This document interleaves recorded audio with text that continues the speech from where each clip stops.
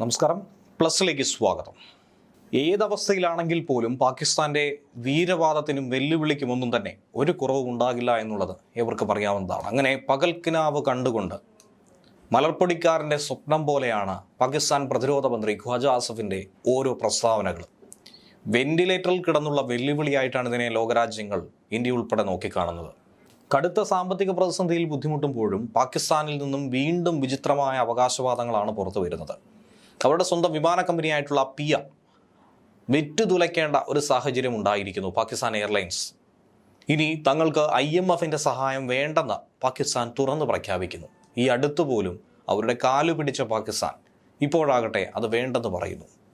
കഴിഞ്ഞ വർഷം ഇന്ത്യയുമായി നടന്ന ഏറ്റുമുട്ടലിൽ പാകിസ്ഥാൻ വിമാനങ്ങൾ മിന്നുന്ന പ്രകടനം കാഴ്ചവെച്ചു കഴിഞ്ഞെന്നും അതുകൊണ്ട് വിദേശ രാജ്യങ്ങളിൽ നിന്നും ആയുധങ്ങൾക്കുള്ള ബൾക്ക് ഓർഡറുകളാണ് തങ്ങൾക്ക് ലഭിച്ചിരിക്കുന്നത്.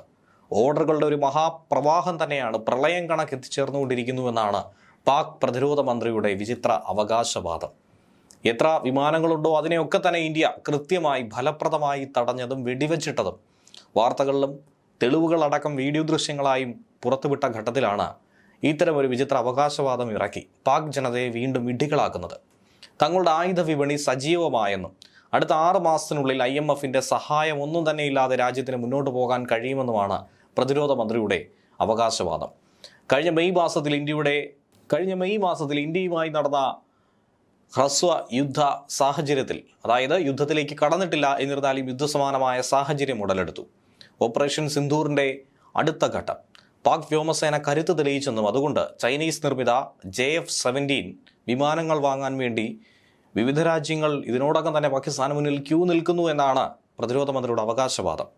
ഇന്ത്യ നടത്തിയ ഓപ്പറേഷൻ സിന്ദൂറിൽ പാകിസ്ഥാൻ വ്യോമസേനയെ അക്ഷരാർത്ഥത്തിൽ ഇന്ത്യ വിറപ്പിച്ചു, നിശബ്ദരാക്കി, കൈകാലുകളൊക്കെ തന്നെ നിശ്ചലമാക്കി. ഗുജറൻവാലയിലെ ഭീകര ക്യാമ്പുകളെ തകർക്കാൻ വേണ്ടി ഇന്ത്യ നടത്തിയ ബ്രഹ്മോസ് മിസൈൽ ആക്രമണത്തിൽ പാകിസ്ഥാന്റെ 10ഓളം യുദ്ധവിമാനങ്ങളാണ് നിലത്ത് വീണ് കത്തിയമർന്നത്. ഭോലാരി, നൂർഖാൻ എന്നീ തന്ത്രപ്രധാനമായ എയർബേസുകൾ ഇന്ത്യയുടെ പ്രഹരശേഷിയിൽ തകർന്ന് നാമാവശേഷമായി. എന്നിട്ട് പോലും ഈ ഭീകരവാദത്തിനും വീമ്പിളക്കത്തിനും ഒരു കുറവുമില്ല. ഏകദേശം 20% സൈനിക പശ്ചാത്തല സൗകര്യങ്ങൾ നശിപ്പിക്കപ്പെട്ട പാകിസ്ഥാൻ അന്ന് ഇന്ത്യയുടെ മുന്നിൽ കാല് പിടിച്ചതും നമ്മളേവരും കണ്ടതാണ്. വെടിനിർത്തലിന് വേണ്ടി കേണപേക്ഷിക്കുകയായിരുന്നു. ആ കനത്ത പരാജയത്തെ ഇന്നിപ്പോൾ വിജയമായി ചിത്രീകരിച്ച് ആഘോഷിക്കുകയാണ് പാകിസ്ഥാൻ. അതിലൂടെ ആയുധങ്ങൾ മറ്റ് രാജ്യങ്ങൾക്ക് വിൽക്കാനുള്ള ഒരു ശ്രമം കൂടിയാണ് പാകിസ്ഥാൻ നോക്കിക്കാണുന്നത്.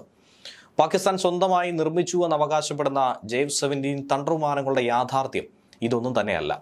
ഈ വിമാനത്തിന്റെ ഭൂരിഭാഗവും ചൈനയിലാണ് നിർമ്മിക്കുന്നത്. പാകിസ്ഥാൻ കേവലം ഇവ വാങ്ങിക്കൊണ്ടുവന്ന് ഇവിടെ അസംബിൾ ചെയ്യുക എന്നുള്ളത് മാത്രമാണ്. വിമാനം വിൽക്കുമ്പോൾ ലഭിക്കുന്ന തുകയുടെ ഭൂരിഭാഗവും ചൈനയ്ക്ക് തന്നെ കൊടുക്കേണ്ടി വരും. അപ്പോൾ എന്താണ് ഈ വീരവാദത്തിന്റെ അടിസ്ഥാനം? റഷ്യൻ നിർമ്മിത എഞ്ചിനുകളാണ് അതിൽ കൂടുതലായി ഉപയോഗിക്കുന്നത്.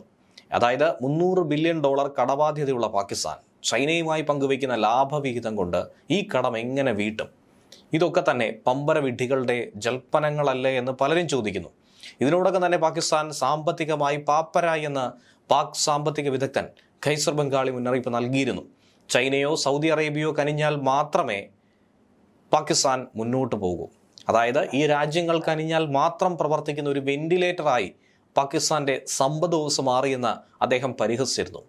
സ്വന്തം ജനതയ്ക്ക് ആഹാരം കൊടുക്കാൻ പോലും ഗതിയില്ലാത്ത ഒരു രാജ്യം, ദരിദ്ര രാജ്യം, തങ്ങളുടെ ആയുധ കച്ചവടം വഴി ലോകത്തെ ഭയപ്പെടുത്താൻ ഉദ്ദേശിക്കുന്നു, IMFനെ വിരട്ടാൻ നോക്കുന്നു. ഇതൊക്കെ ഭാരതത്തോടുള്ള ദേശീയ വിരോധം മൂലമുള്ള വെറും പ്രസ്താവനകളായി മാത്രം നോക്കിക്കണ്ടാൽ മതി. അതല്ലാതെ അതിനപ്പുറത്തേക്ക് ഒരു ഇഞ്ച് പോലും കടക്കാൻ പാകിസ്ഥാന് കഴിയില്ല, അതിനുള്ള കഴിവില്ല എന്നുള്ളത് ഏവർക്കും അറിയാം. മലയാളി വാർത്ത plus, like, share and subscribe.